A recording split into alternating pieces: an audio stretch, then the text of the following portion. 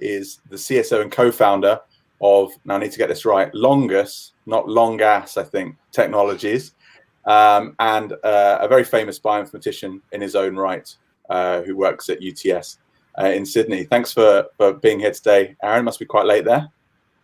Oh yeah, thank you for inviting me. It's 8 p.m. here, and I haven't had dinner yet. Okay. So we might be able to, but you've had a glass of wine, I think. Yeah, indeed, yes. You have to prep appropriately. All right, so thanks for doing this. We've also got Matt Luce from LongReadClub in the background on directing duties. So the idea of this format is we're going to ask Aaron a bit about this exciting new technology. And if you haven't heard about this yet, go and look at our Twitter feed. There's a whole video presentation from Aaron that we put up yesterday that you can look at. And there's also a Twitter thread picking out some of the highlights if you want to kind of get up to speed. And we'll be taking questions from the community a bit later. So if you want to post up questions, post them on the YouTube channel or post them on Twitter. All right, Aaron, so why don't you just give us a real quick summary for those that haven't been paying attention of what Morphoseek is, what's the big idea, and what people are going to use it for? Yeah, sure. Happy to do that. Morphoseek is a combined library prep, chemistry, and data analysis technology that allows you to take a short-read sequencing platform, such as the Illumina platform or the BGI platform, and turn it effectively into a long-read sequencing platform. And the idea here is that there's a lot of things, types of analysis that require long reads, such as closed-circle genome assembly and other things. And you'd like to be able to do that, of course, with a really accurate sequencing platform, such as the short-read platforms, that are also very cost-effective. And so the idea was to try to get the best of both worlds with a single platform in that we can do long read sequencing at high accuracy and low cost. Okay, and that obviously sounds very, very attractive. So, kind of, was this a, a lot of people would maybe, do this as an academic publication, but you've decided to do this as a company, as a spin-out company. And so was that a big move for you? What was the motivation there? Yeah, it's been a very interesting project from that perspective. I've never really worked in a commercial endeavor in the past, and most of my work in the past has been in open source software. And I still very much believe in the open source approach of basically, giving away academic tools. The issue sometimes with chemistries and things that require distribution of physical objects, in my opinion, is that unless you actually get the scale and capital to put something in boxes and QC it properly and make it easy for people, it may never really get the uptake that it should get. And so the idea behind going commercial with this was really to be able to make something and get it into people's hands instead of letting it end up as a paper that collects dust and a few people dabble with from time to time. Yeah, and from your talk, you actually described some slightly complicated chemistry and also some interesting sounding bioinformatics, which I'm hoping to ask about more. But like, what was the sort of what's the kind of big innovation? What was the big idea that allowed this to happen? Made you think that this was something that you could base a company around? Yeah, it really started years ago with a slightly different type of approach to doing long-read sequencing. We were interested in doing full-length 16S ribosomal RNA sequencing to get very high-resolution profiling of microbial samples. And so we developed a dual single-molecule tagging approach that allowed us to tag each end of 16S genes, sequence the insides, and link the insides back to the tags, and link the tags to each other. And in doing so, sequence very long fragments. We've got some publications on that. They're in PeerJ, and other people have taken that approach and run with it. For example, the Danish group Mads Albertsen works with has done some fantastic things with that approach. But along the way, we realized that there was this much larger opportunity to do long-read sequencing. And we had a few breakthroughs in the chemistry and the informatics along the way that really got us to the stage that we're at now, where we can sequence fragments, up to around 10 kilobases in length on an Illumina sequencer. And tell me a bit more about the chemistry. I mean, some interesting chemistry in terms of this ability to induce random mutations into the sample, and then make those mutations, sequenceable. I mean, how did that? Who came up with that? And what made you think that would work? Yeah, so the credit for actually figuring out how to do this in practice really goes to Lee Monahan in the lab here. So the chemistry works by taking single molecules and introducing random mutations throughout the molecule using a nucleotide analog called dPTP. dPTP is a tautomeric molecule, and so it can switch configurations sort of quite rapidly and pair with either A's or G's. And this is how, during successive cycles of polymerase extension, it's able to basically incorporate different nucleotides and induce mutations. So every long fragment gets a unique random set of mutations, which essentially creates a barcode for that long molecule. It's kind of like a snowflake at that point. And you can break it up into little pieces and sequence individual short segments of that long fragment. And you're able to know when two short reads come from the same long fragment because they contain the same mutation pattern. And if you mutate enough and with high enough uniformity in the randomness, basically, it's very unlikely for two short reads to get the same mutation pattern. And so that allows us to reconstruct long fragments from the short reads. And so the use of dPTP, is that why you were emphasizing in your presentation that it works across different GC ranges? Was that a particular worry for you? Yeah, well, so there's been it's been known for a while and described in the literature that dPTP can introduce mutations. So this wasn't a discovery of ours, but to my knowledge, nobody has ever come up with a way of applying dPTP to very long fragments like this and obtaining highly uniform mutagenesis across a wide range of GC contents. And of course, that's really important if you want to sequence whole genomes across a wide range of organisms. So there's been a fair bit of work that's gone on behind the scenes. Lee has really been driving this to get that to work so effectively on these very challenging samples. So it sounded like from the presentation you started with a low GC organism, and then seemed to get some pretty spectacular results in terms of getting that genome into a single contig with short read technologies alone, which I think must be a first, surely. How surprised were you when you got it working? Were you expecting it to work, or was that how thrilled were you? Yeah, I think it was an interesting moment. I think we got the result at about 3 in the morning when I was in Canberra, and I think I started crying and I couldn't go back to sleep.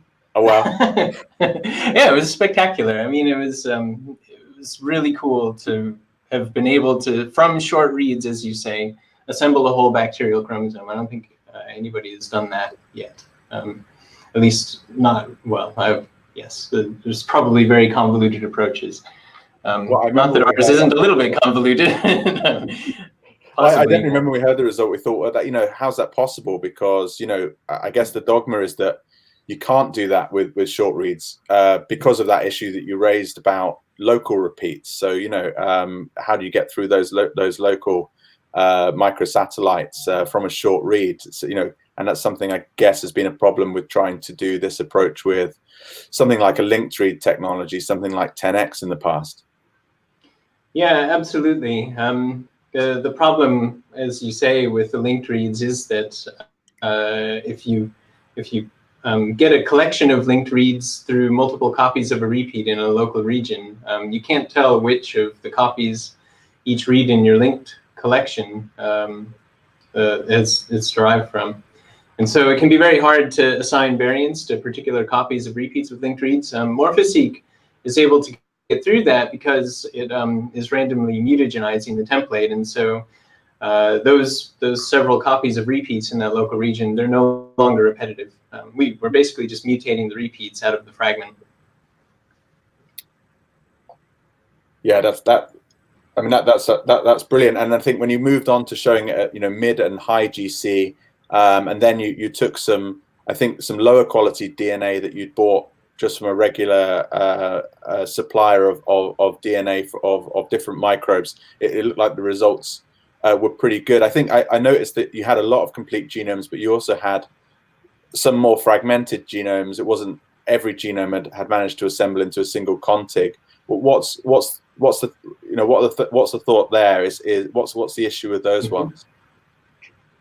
Yeah, we've spent a lot of time looking at the data and also working on software to process these samples. It's a new data type, and so as you imagine, we had to start from scratch writing new data analysis methods.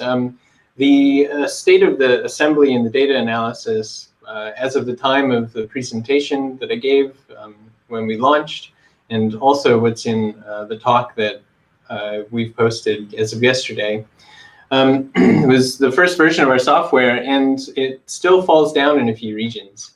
And so that's what's causing these assembly breaks in some of the genomes. When we go in and look at the data, we can see that we actually have data through those regions, but the software was just failing to process them. So we've been actively working on improving that. We've got some great results, and we're actually looking forward to present those in a few weeks at Genome Science UK. So stay tuned, please. Oh, that's great. So we'll see you again there. Can you say anything about what those reads are, or what those regions are? Is there anything characteristic about them, or is that? Yeah. I mean, they're regions that assemblies break at already, because we're doing a hybrid assembly. So if they weren't already difficult for the short read assembler, they wouldn't break. So there are things like repeats, and occasionally other types of things that cause trouble for short read assemblers. Okay, so so in terms of the opportunities here, obviously microbial genome isolates look compelling for the technique. What other sample types do you think this technique might work with? Yeah, well, the technique works with nucleic acids, so it's very general. That's broad. If you've got nucleic acids and you want to try to sequence them with long-ish high accuracy reads, that this is a chemistry that could do that for you. I don't think it will ever quite get to the scale that, say, Nanopore is at in terms of read lengths. So I don't think we'll be doing megabase reads anytime soon. But big genomes should be tractable. There's a slide near the end of the slide deck which speculates on what it would take to sequence very large genomes, I think. Where did that go? Right, okay, so it's not exactly in here, but you can infer it from slide 15, where we've got this basically estimated number of repeat copies that could be resolved. And so at a 6% mutation rate with sufficient coverage, where we have the short mutated reads overlapping by 100 base pairs, we can resolve up to 10 to the 7 or 10 to the 8 different repeat copies with this chemistry and analytical approach. So that would get us well into the range of complex human genomes, or potentially even plants. Yeah, so there's that chart that was in actually our Nanopore human genome assembly paper, and then used again in the recent one talking about the PacBio hi-fi reads. And as you say, you can get pretty good human genome assemblies even from, say, 10 kb reads if you've got high enough accuracy. It certainly seems to be the case. So is that I noticed that the protocol's got a fairly high reliance on PCR, and so given that reliance on PCR, is 10 kb a kind of natural maximum in terms of the fragments that you're going to be analyzing? Yeah, I think it could be pushed higher, but there's definitely going to be polymerase limits. if you want to push it a lot further, probably time will need to be spent optimizing polymerase reactions. PacBio has come a long way with this, as we've seen with their hi-fi reads. They've got a polymerase that can now run for hundreds of kilobases. So, with a bit of engineering, who knows what's possible. I mean, how do you see this at the moment with our? How do you see this compared to PacBio Hi-Fi? Is it kind of similar in concept? Well, I think the data ends up being extremely similar in in terms of how it would be viewed for an analysis workflow. So in terms of the chemistry, obviously, it's quite different. I mean, short read sequencing is still quite a lot cheaper than PacBio Hi-Fi, and even though there's extra coverage requirements for this type of an approach, I think it still would come in quite a lot cheaper. Per base pair sequenced in long reads. Okay, I'm glad I'm glad you came on to cost, because that was one of my questions. And I think in your presentation you were saying, in a situation where you were heavily multiplexing say bacterial isolates and putting it onto the biggest NovaSeq chip, you could be looking at a sequencing data costs of around, I think you said, around the price of a McDonald's Happy Meal. Or which obviously is extremely attractive, but I guess the question for that is how much of the cost is going to be sequencing data, and how much is it going to be your kit? So, and in fact, I haven't asked you how will customers buy this, and how will they run it? Yeah, I mean, we're actively exploring options for getting a kit into the hands of customers. As a spin-out from a university, we don't exactly have a large manufacturing supply chain and capability of distributing these sorts of things. So we're talking about how we're going to make that happen. Once that's done, obviously we'll have some pricing for reagents and for kits for people to buy, and there will be some per sample pricing. My guess is that the per sample pricing has got to be below all of the other sample handling costs, which are not insignificant. I mean, even when we're talking about sequencing a bacterial genome, if you're doing an isolate, there's costs involved in the growth and the DNA prep and so on. And spending $5 or $7 generating sequence data is probably pretty small in comparison to some of those costs. One of the advantages that we see here is that it can work with standard kit extracted DNA. So we don't need very carefully hand spooled DNA preps in order to generate long reads with this approach. It should work with bead beating and metagenomes and so on. So you can be quite rough with your DNA. And we've even got data now where we've been able to, without any specific gel extraction or size selection to select fragment sizes, we've been able to get long read sequencing data even from degraded samples, where you get a nice smear across the gel, or not so nice smear across the gel. Yeah, I mean, I guess so. I mean, I guess in that case, you're kind of looking at 7. It looked like you were kind of getting 6, 7 kb kind of modal fragments out. I guess in a sense that if that's your requirement, you don't need to do quite so much in terms of high molecular weight extraction and specific practices for that, because those are kind of on the shorter end of fragments anyway, aren't they? Yeah, that's right. Yeah, you can be rough and ready with the DNA. Okay, well, that's good. And I think you were talking about input requirements, for between 10, 15 nanograms, which obviously is low, certainly low for long reads. What about the prospects of, going even lower, I mean, for folk that maybe you're interested in doing even, say, single cell whole genome assembly work? Is there any prospect for going much lower than 10 nanograms for those read lengths? Yeah, I mean, anything I say here would be highly speculative. I would imagine that with such low inputs, you'd be talking about doing a lot more amplification. And so any amplification biases that do exist would likely themselves be amplified quite a lot. I won't say it's impossible. I do think there would be challenges with scaling down to that level. But it seems like, I mean, the thing that excited me about this and immediately was the opportunities perhaps for looking at diverse populations of microbial cells, perhaps within a species, and also, of course, metagenomics and assaying microbial communities, and obviously in those cases you may sometimes be dealing with quite low biomass. So that would be an exciting opportunity to use that technically, because I guess the data you're going to get could be very useful in terms of things like taxonomic assignment and even assembly from those samples. Have you played much with those ideas yet? Yeah, I think it's a fantastic area to be applying this technology.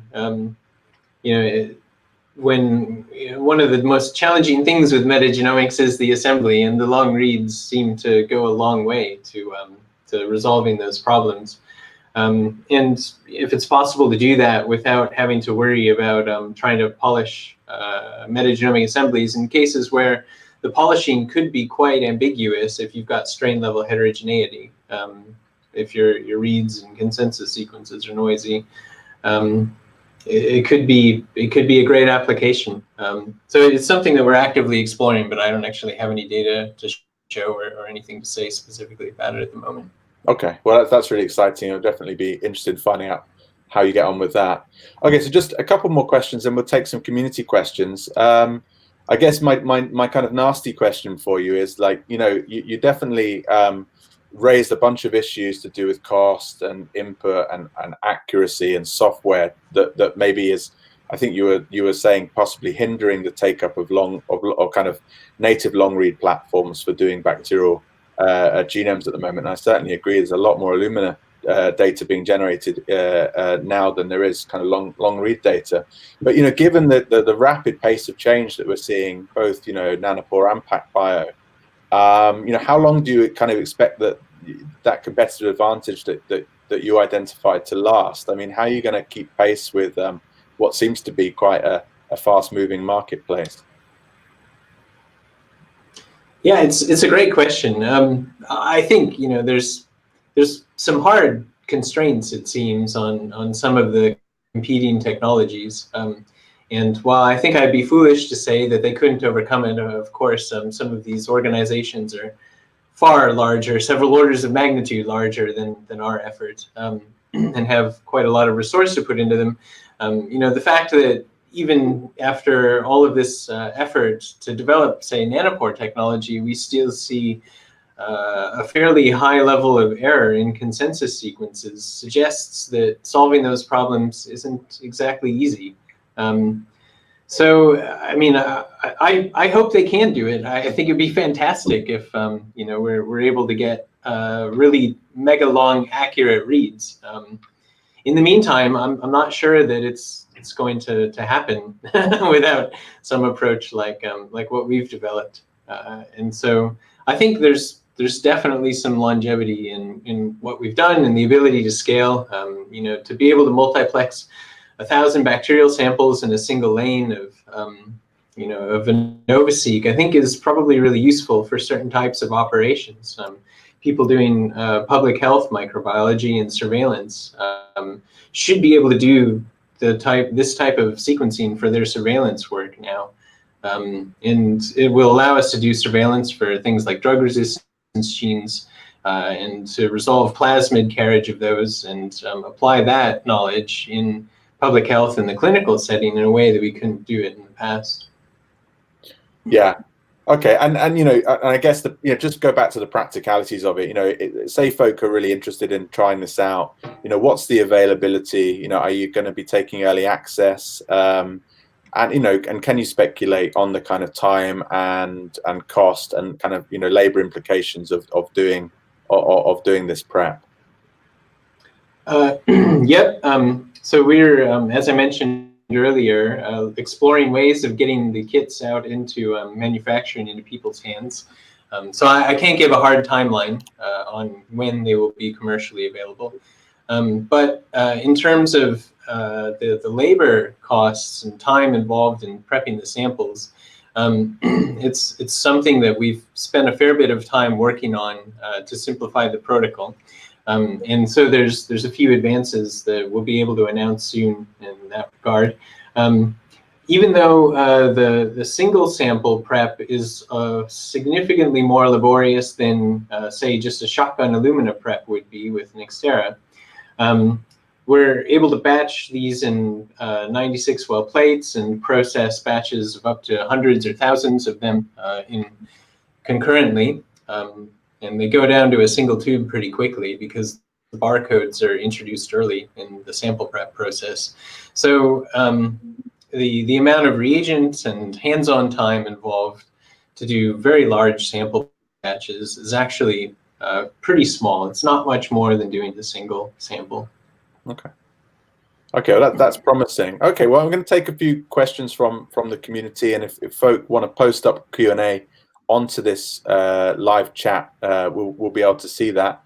But a few questions that were posted on the video from yesterday. What one was, really, can you? You kind of alluded to this already, but what's the difference between this and 10x really? Yep. So the 10x technology is a linked read technology. It generates collections of reads which, on average, come from the same long template. And those templates can get up to 100 or possibly more kilobases in length. And those reads often don't overlap with each other. So you get this collection of unlinked reads that can be used for scaffolding samples or for gene expression, single cell types of analyses. When you're doing RNA-seq. The difference with MorphoSeq is that MorphoSeq is generating essentially a continuous long read. It's a virtual long read, but it's a continuous long read. And so the data analysis approach there is quite different. You can use standard long read analysis methods with this data, and it's quite different to what you would do with linked reads. Okay, and the big, I think this is a question that I'm also very interested in, and I guess maybe you don't have the data for this just yet, but in the situation where you do have a mixed, the question is community, but maybe answer the question about populations. You've got haplotypes in that sample that you're interested in teasing out. I guess from a microbial sample, how feasible is that going to be? Particularly in a situation where you might have quite closely related strains of an individual species. Yep. Yeah, it's a great question. I love this question because I'm totally obsessed with strain resolution as an academic. I spent a lot of time thinking about that. With the MorphoSeq chemistry, where you potentially run into trouble with trying to tease apart strains in a mixed community is in the process of introducing mutations. If you mutate a site that also exists as a variant in the community, then that long read cannot basically resolve the differences between those strains. So in our protocol, we aim to mutate on the order of 5 or 6% of the sites in the chromosome. So the hope is that only 1 out of 20 reads that cover any particular site will have a mutation at that site. These mutations are transition mutations, so they're only a fraction of the various types of mutations that you could have at a site. And of course, they're SNPs. So if the difference between the strains is some difference in gene content or an indel, then it's tangential to the types of mutations that we're introducing. So I think as long as you're generating a few-fold coverage of the things that you're interested in resolving, you should have the power to do so, because you'll have on average most of the reads will not be mutated at those sites that have the variation in the population. Okay. Yeah, well, I I agree. It's going to be really exciting to see how that data can be used for looking at mixed populations. I look forward to finding out more about that. Okay, we've got another community question, which is exactly how long does the sample prep and the library prep take? Awesome. Thanks, Josh. I mean, it's a great question. It's something that we think a lot about. The protocol, as described on the website at the moment, is a multi-day protocol. And we've got some improvements to that now, which we have not yet announced the nature of, which bring it down to a long day. So it can be done in one day. And for how many samples is that? This is for batching samples or for processing a single sample. Okay. And typically, kind of, would you target this as at 96 plex or 24 or higher? Yeah, I mean, it's up to users, I would suppose, how far they want to multiplex. But yeah, I mean, we would work it in 96 volt plates. We've been developing the protocol in 96 volt plates. And the users, they supply their own kind of sample identifiers, do they? No, we would, when we put this in a kit, sell it with barcodes for samples. And can I just pressure you a little bit on what your definition of a long day is? Yeah. Yeah, well, I mean, this is Australia, right? I mean, a long day might be more than 6 hours. Right. Well, without being stereotyped, you have to have some time for some barbecue and surfing, don't you? You gotta put the prawns on the Barbie. Yeah. What's the point of being in Australia if you can't? There's one more community question here from Josh again. Oh, okay. So if you add in additional alternate nucleotides, can you reduce the percentage of mutation required? And I guess the other question is that something you'd want to do, reduce the percentage mutation required? Yeah, I mean, I guess the key thing that you have to be able to do is to link short reads back to the same mutated template. And so if instead of just introducing transition mutations, which is what our chemistry introduces, you were to introduce other types of mutations, then I suppose you would have more signal to be able to basically link the reads to each other. You would come, I suppose, at the cost of having a more difficult time distinguishing sequencing error from the Illumina instrument from introduced mutations. That's one thing that we can do fairly effectively because we know that the mutations that we introduce are of this particular class. What happens at real extremes of GC when you do this? If you're going up to very, very high 80%, I don't know, say 80% or something like that, does it stop working then? Yeah, you have to tune the chemistry. So we've done a bit of optimization on this in order to get the DPTP to couple appropriately with those nucleotides and get a balanced mutation profile out. So I guess the short answer is that it matters, and you have to optimize the chemistry, and we've done that. All right, brilliant. I think we're out of questions at the moment, Matt, aren't we? Yeah, I'll just check Twitter. Okay. So we might be drawing this to a close shortly. You'll be pleased to know, Aaron, so you can have your dinner. I've got a quick question. I was just getting warmed up. You're just getting warmed up, yeah. What is what's the soft toy that's behind, the curiously shaped soft toy behind you on your shelf there? That's awesome. This little guy. Yeah, is this the one you asked about? Yeah. This is the chi-squared distribution. Oh yeah. Chi-squared with different degrees of freedom. Yeah. Uh-huh. He's very cute, isn't he? Yeah.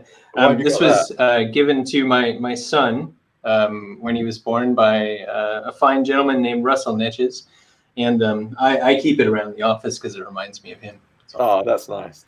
So there's a couple more questions if we can keep you from dinner a little bit longer. Oh, great. Okay. Yeah, no problem. So one here is from Alexander Wittenberg. Has this approach been used for plant samples already? No, we're exploring that, but we've got no data, and I've got nothing to say about it at the moment. Fair enough. That's fairly quick and to the point. Well, what would you speculate could be the challenge with? Yeah. I mean, I guess plant samples are notable for having can have very gnarly repeats, and of course can be polyploid Yeah. How is that gonna? Is this technology going to help with that? Yeah, I think it could. The interesting challenge will be to see how it does, say, on a genome like wheat, where you've got these 7, 8, 9 kilobase long repeat elements that have a structure where they've got, I think, if I'm remembering this correctly, 2 copies of a repeat on either side of this longer thing that then copies itself around to many parts of the genome and then mutates and evolves and so on. So I think basically by having a very accurate read through those, you would be able to distinguish the different copies of those elements. And hopefully then, the same thing that allows you to do highly contiguous human genome assembly with highly accurate, shorter 10 kb reads should allow you to do the same sort of thing with plant genomes. A repeat is only a repeat if you can't distinguish the different copies of it, right? And if you're sequencing a Q40, you can distinguish a single SNP in a 10 kb fragment. But have you specifically looked at whether your kind of virtual long read reconstruction algorithm can pull out different copies in a diploid or greater than 2 ploid genome? Yeah, so we've done computational work in this vein, where we simulate we simulate many thousands or millions of repeat copies and evaluate whether the technology would, at different levels of mutation, be able to resolve those copies accurately. But I don't have any data on real samples to basically point at and say that this is how it behaves on real samples in this vein. Okay. And Matt, did you say there was another community question? Yeah, there's another question from Josh. Do you need paired end sequencing, and are 2x250 base pair reads advantageous? Yep. I think the answer to do you need paired sequencing, strictly speaking, is no. However, there is a relationship between the length of the fragments that you're sequencing and the amount of coverage that you need to basically span an entire 10 kilobase long fragment. So if you're only sequencing very short fragments, then you need a bit more coverage because the probability of having a dropout somewhere inside of that fragment goes up by a lot. If you have longer fragments, and especially if you get longer reads off the ends of those long fragments, then your coverage requirements go down. So one of the slides, I think it was slide 15 again, there was some data from simulations where we evaluated this. And we were basically asking the question of how much coverage do we need for different template lengths. And in this simulation, which is in the bottom right corner of the slide, we assumed that we could overlap the reads by 100 base pairs.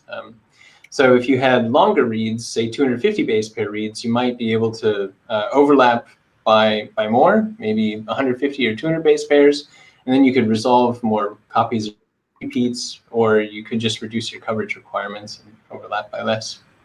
But this is targeted at what read length typically? 2x100, 150? Yeah, these simulations are done by with 2x150 in mind, because that's what's available on the largest instruments. Yeah, that makes sense. And a kind of a related question to that is, at the moment, I think that you have to sequence your mutated library, but you also sequence the unmutated library to build the original, short read graph. Yep. Is that strictly necessary, or would it be possible to just use your mutated reads? And because presumably the true sequence exists in there somewhere in that pool of mutated sequences as well, doesn't it? Yeah, absolutely. It's possible. We haven't actually computationally explored that, because this approach, I think, of doing the hybrid assembly seems to work quite well. So it'd be an interesting thought experiment and possibly computational simulation to see whether the overall coverage requirements that you need to get in a sequence at a particular accuracy would be lower if you just do mutated long reads, or if you do the hybrid approach where you take a little bit of unmutated data and combine it with the long virtual reads. I mean, perhaps the problem with that would be obviously whether if there's any bias representation in the PCR library that you make, you know, whether that would mean you actually miss bits of the genome that you then end up recovering with just the short read unamplified data. I don't know if that's been a problem you've seen. Yeah, I mean, I guess if bias is an issue, we haven't seen too much that's worried us with the bias, but obviously if bias were a concern, then what you're suggesting would be an issue. Okay, that's a very good politician answer, Aaron. Well done. All right, so I think there's one more question. It's just on Twitter. Yeah, there's a question from Twitter, and it links into one from the YouTube comment stream as well. So Sam has asked, he's curious to know a little bit more about the proprietary bit of the bioinformatics pipeline, and can you tell us more about what's going on under the hood? And then there's a question, is there a license to buy to use your cloud and pipeline for assembly? So maybe if you can tackle both of those in one. That'd be cool. Yeah. Okay, well, I'll answer the second question first because it's easy. No, it's not commercially available yet. I think we're focusing on how to get the kit into people's hands first. And once people have the kit, then we'll think about getting the software into people's hands. With respect to the data analysis algorithms, we've got this pipeline that I think is shown on one of the slides. It would be slide 7, where we have integrated a handful of open source software components, standard things that people use to do sequence analysis. And we've integrated those with a handful of proprietary components. So the first stages are familiar things like we're using bbduct to clean reads, we're using megahit to do a short read assembly on the unmutated reads. The next step is using a piece of software that's perhaps less familiar to people called VG. And that one does assembly graph-based mapping, and we use that to map the mutated reads to the unmutated assembly graph. And the proprietary bits of software are doing what's shown in this slide, where basically we're taking the mutated reads and we're looking for mutated reads that have common mutation patterns, and we're using them to trace a path through this assembly graph that corresponds to the original unmutated fragment.